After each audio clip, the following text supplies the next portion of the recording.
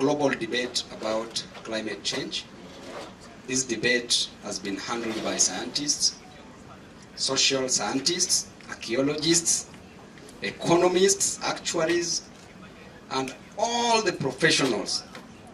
And therefore, I have very little to add, because this global debate is something that you know, that you just need to be reminded. That the Bible says that remind them though they know. So when you talk about climate change, what do we mean? This is the variations or the long-term changes in temperatures and weather patterns. As simple as that. And because of these variations of changes in weather patterns, a lot has occurred in the whole world. And the intention is simple. The intention is to roll back the specter of our warming planet. We go to almost where we were before. And therefore, we know the causes of climate change. And some of the main causes is the generation of power by the use of fossil fuels. Number 2, deforestation, which is cutting down trees.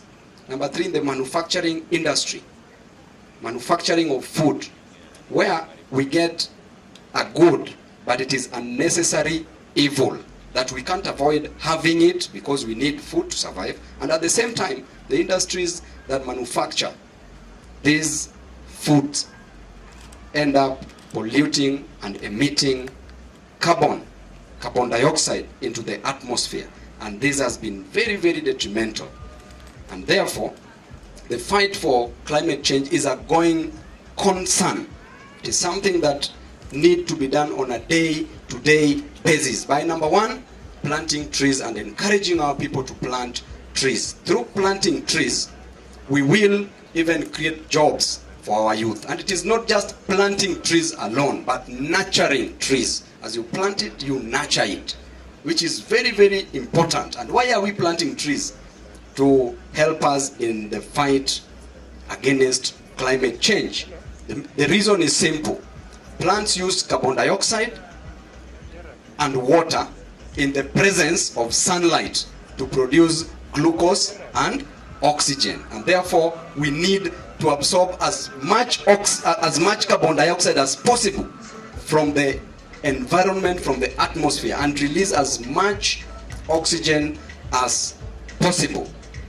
So there are also other ways by which you can help in mitigating this. We have the FLOCA, which is financing locally led climate action based at the Treasury, where we are targeting the ground, devolving this fight for a conducive atmosphere, not leaving this responsibility to just our MCAs alone at the county level, which is being recommended, but also bringing the fight to the floor of Parliament. In Parliament, we need to pass, and we are doing that, as Mheshimiwa Njeri said here clearly, that we are working on bills that is going to give us a conducive atmosphere that we can live in. We know the role of climate change in sustainable development. We don't need to get a good environment, a good world that benefits us, but we leave it a worst place for our future generation. And therefore we need ways, through bills, through good leadership, that will ensure that at least climate change is taken care of. Otherwise, let me leave it at that. Sitaki niseme mengi kwa sababu mmesikia mengi. Thank you and God bless you.